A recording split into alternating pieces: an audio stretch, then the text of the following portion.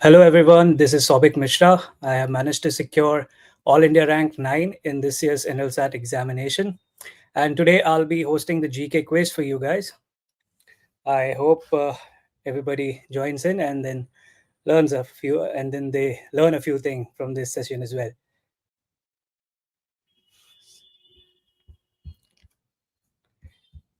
So, first of all, I think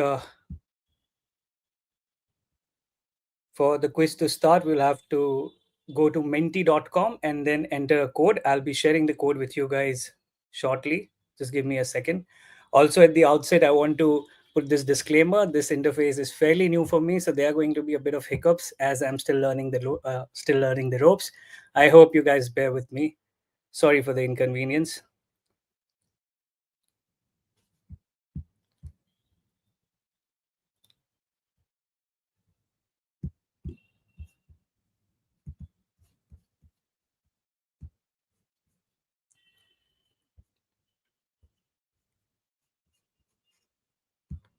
Uh, Hope my screen is visible to everyone, and we'll begin the quiz shortly.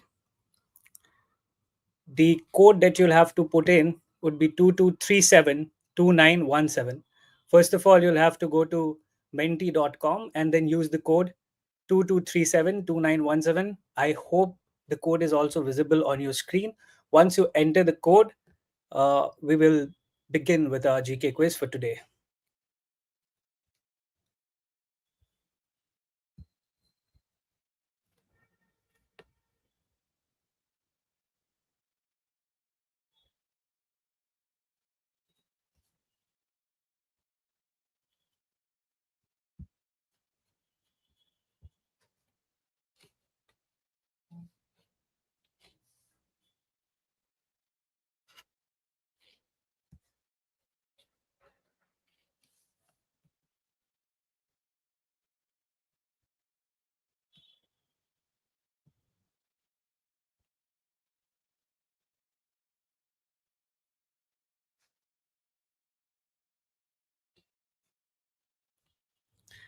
So we'll begin the quiz for today. I hope you guys have entered the code. First of all, there's this passage that we'll go through, and then we'll come to the questions. I'll read out the content of the passage for you. 10 minutes into the launch of XM4 mission on Wednesday, Indian astronaut Shubhanshu Shukla made a short statement. He said the liftoff was not just the start of his journey to the International Space Station, but also the beginning of India's human spaceflight program. His remark might not become as memorable as Rakesh Sharma's reply 41 years ago when asked by the then Prime Minister Indira Gandhi how India looked from space. Sharma had said, Sare jahan se acha. However, Shukla's statement and voyage to the ISS are emblematic of India's steady emergence as a major space-faring nation. Shukla's trip marks the start of a new phase in India's space program where human spaceflight would become as routine as satellite launches. Although the Indian Space Research Organization missed its ambitious aim of sending a human into space by 2022, the challenge put new energy into the space agencies and forced it to work urgently on the Gaganyaan program. The project involves a series of manned missions to space. Human spaceflight today is not just a matter of adventure, it is a strategic capability that can lead to special advantages for the countries possessing it. Space, including the moon and potentially Mars, is opening up for scientific and commercial exploitation, and human space travel would be a key capability facilitating this. Now, we'll come to the questions. I'll start the quiz. I can see the 17 players are already ready.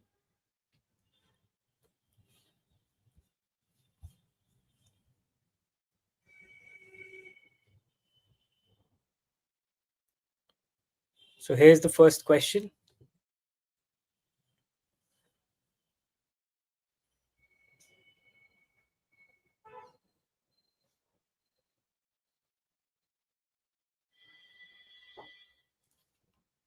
So I can see 6 people have marked the correct answer. The correct answer of the question, and the question was this: the recent voyage of astronaut Shubhanshu Shukla aboard the XM4 mission is significant because it symbolized India's entry into human spaceflight via a foreign collaboration. This was the right response, which was option C. I can see that 6 people have marked it correctly.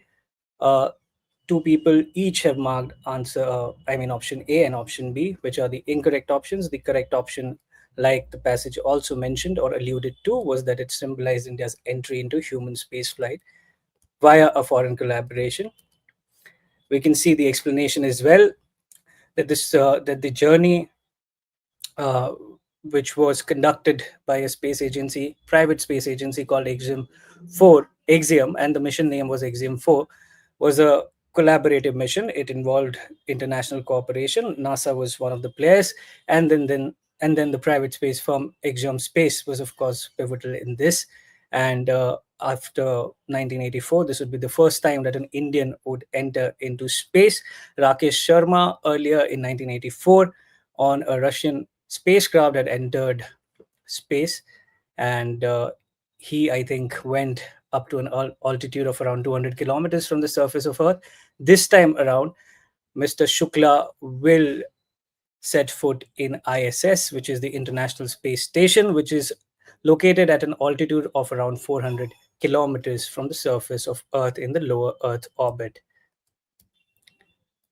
As you can see on your screen, this is the Axiom 4 mission, and these are the four pilots. On your extreme left, this is Mr. Shukla, and the rest we'll talk about later as there are questions pertaining to them as well.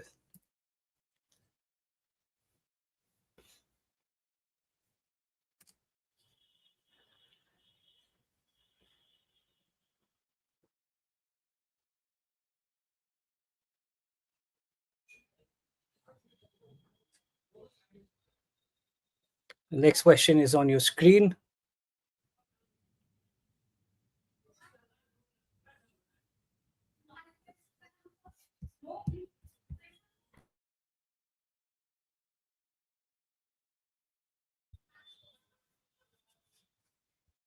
Again, as I can see, 6 people have marked the correct response. The question was this: which launch vehicle is expected to be used in the first crewed Gaganyaan mission? The right answer is GSLV Mk3.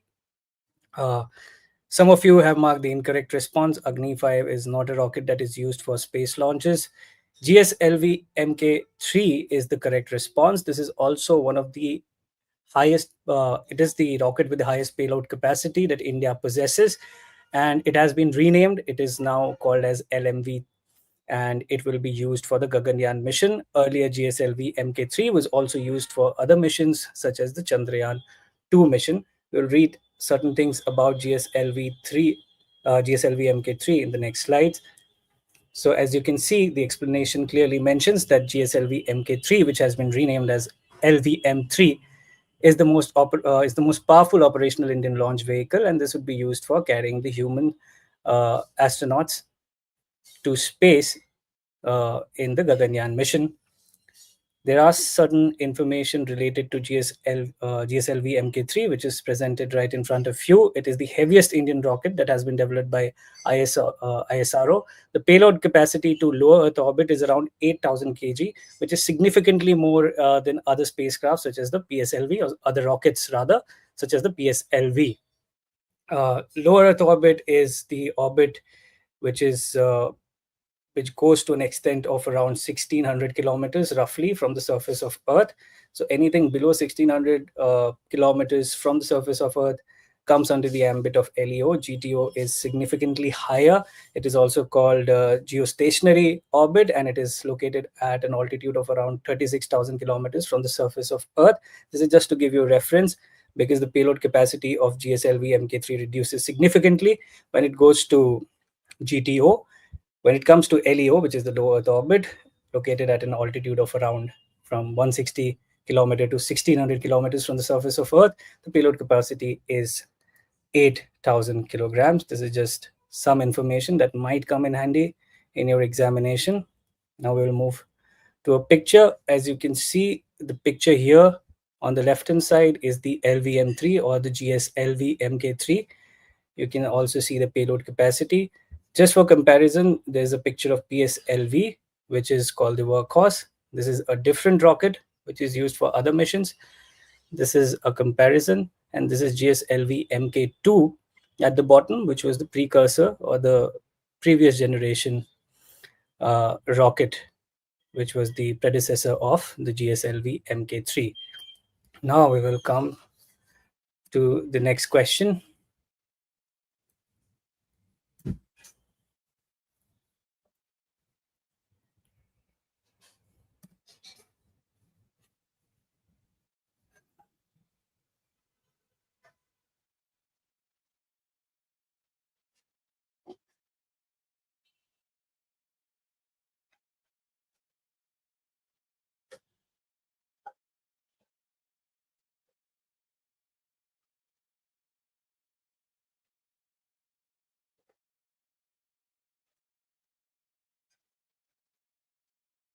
Okay, so the third question was, which launch vehicle was used to send the Axiom 4 crew to the International Space Station? A lot of you have gotten this one correct. The correct answer is, of course, Falcon 9, made by SpaceX. So we'll come to the explanation. There's not much explanation to it because Falcon 9 is, of course, a very heavy rocket that is used by SpaceX. And in this mission, Axiom 4, this was the particular uh, rocket that was used. Just to give you some context, the Crew Dragon capsule is the pod that will carry the astronauts, and it is mounted on top of Falcon 9. The rocket, of course, will carry the capsule, and then they will separate. We'll come to the next question without any further ado.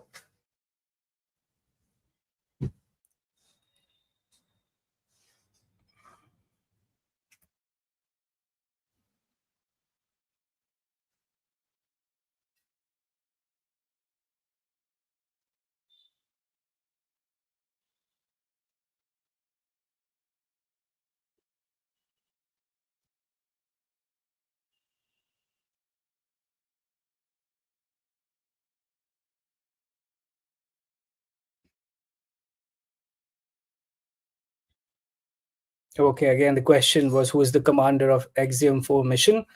The correct answer is C, Peggy Whitson, and eight of you have gotten this right. Some of you must have confused it with Shubhanshu Shukla. He was one of the pilots, but the commander was, of course, Peggy Whitson. She is a very important astronaut because she has certain records to her name. We'll just read about them in the explanation part. So, as you can see in the explanation, Peggy Whitson, she was a former NASA astronaut, and now she is with Axiom Space, which is, like I told you, a private space agency. And she would be the commander of the Axiom 4 mission. And she has this record to her name that she was the first female commander of the ISS, which is International Space Station. And this expedition was from 2007 to 8, and she holds the record for the most time spent in space by any American astronaut. This is 665 days total across multiple missions. This is also an important fact that you must remember. I have added a picture just so that you can have this imprinted in your memory, or because once we see the picture it's easier to remember. I think, yeah, first of all we'll come to the leaderboard. As you can see, the leaderboard, Among is the fastest. You can figure out who got the most number of points here. We'll just skip it for now, and we will go to the next slide, which is this. This is the astronaut we're talking about. This is Peggy Whitson, who is the commander of the Axiom 4 mission. She's important because she has a number of firsts and a number of records to her name, and she's a very important astronaut in the current context. Now we'll come to the next section, the next question. But before that, since this is also modeled after the CLAT examination, we'll first go through the paragraph and then we will do the questions which are related tangentially or directly to the passage given here. So I'll read out the passage for you guys. Raksha Mantri Sri Rajnath Singh on June 26, 2025 laid down the broad contours of India's transitional shift in its policy against terrorism at the Shanghai Cooperation Organization Defense Ministers meeting at Qingdao, China, calling upon the member countries to unite in eliminating the menace for collective safety and security. Addressing the Defense Minister, SCO Secretary General, Director Regional Anti-Terrorist Structure, RATS of SCO, and other distinguished Delegates, Raksha Mantri stated that the biggest challenges faced by the region are related to peace, security, and trust deficit, with increasing radicalization, extremism, and terrorism being the root cause of these problems. Peace and prosperity cannot coexist with terrorism and proliferation of weapons of mass destruction in the hands of non state actors and terror groups. Dealing with these challenges requires decision, action, it is imperative that those who sponsor, nurture, and utilize terrorism for their narrow and selfish ends must bear the consequences. Some countries use cross border terrorism as an instrument of policy and provide shelter to terrorists. These should be There should be no place for such double standards. SCO should not hesitate to criticize such nations, said Sri Rajnath Singh. So this was the paragraph. Based on this paragraph, we'll do uh, five more questions. I can see 14 players are ready for the questions.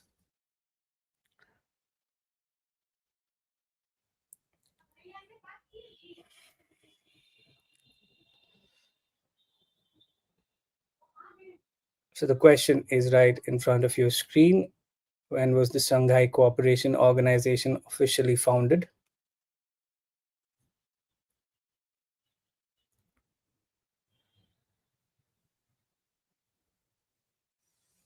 Okay, so this was a tough one, it seems, from the responses that I have gathered. Most of you, six of you, have said it was 1996, but the correct answer is C, 2001. We'll read certain things about SCO in a bit of a detail in the explanation. The SCO was formally established in 2001, and the founding members were, as you can see, China, Russia, Kazakhstan, Kyrgyzstan, Tajikistan, and Uzbekistan. Just to give you some context, the majority of the members, they come from the Central Asian republics, and I will not give further information because there are questions based on those information in the next slides. So once we're done with all the questions, we'll just go through a quick overview of what SCO is. For now, we can just settle for this, that the SCO was formally established in 2001, and the founding members included China, Russia, and certain Central Asian Republic. I hope you guys know what Central Asian republics are, which countries fall in that zone. We do have a picture which will also clarify certain things about SCO and its membership in the next slide. So here it is. I'll just give you a few seconds to see this video, because if I give you any longer, there could be certain information that you might use in order to deduce the answer for the next questions. As you can see, this the red region is it indicates the member countries of SCO, India, China, and this Russia, the large swath of land that is there, that's Russia. And just beneath Russia, you can see that there are other Central Asian republics which are part of SCO. So without further ado, we'll move to the next question.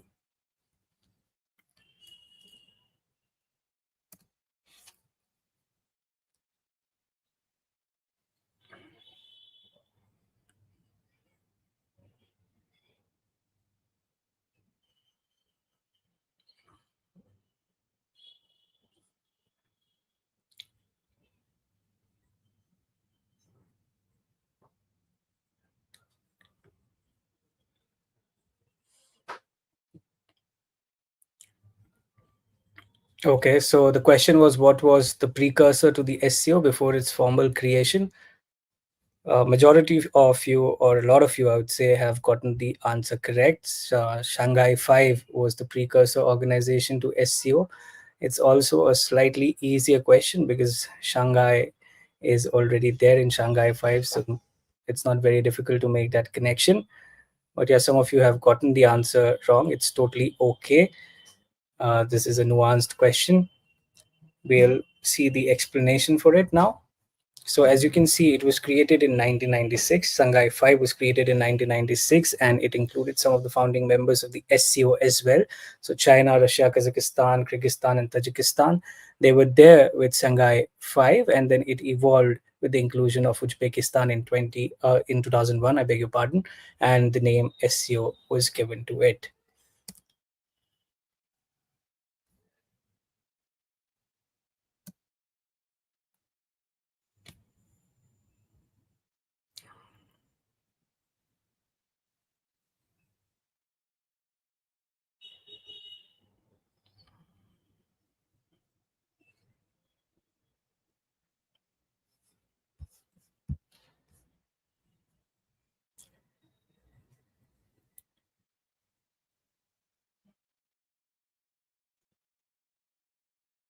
Okay, so this is quite nice.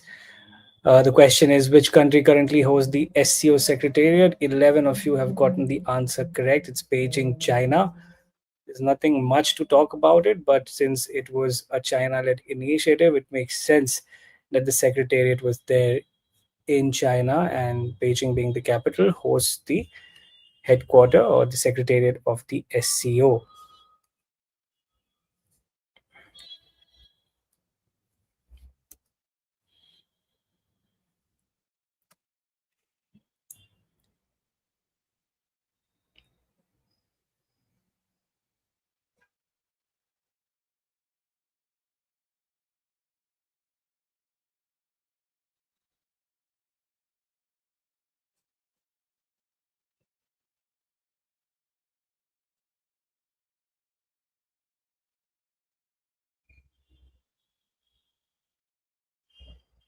Okay.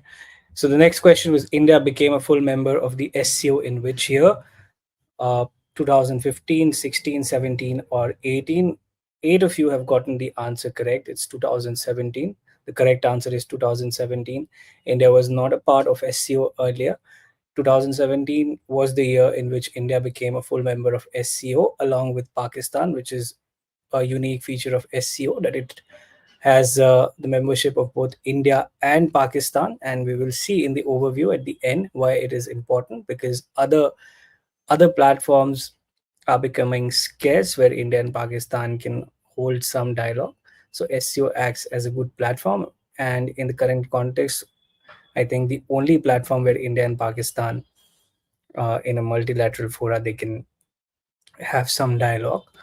So as you can see in the explanation, India and Pakistan were both admitted as full members of the SCO in 2017, expanding the organization's geographic and geopolitical footprint.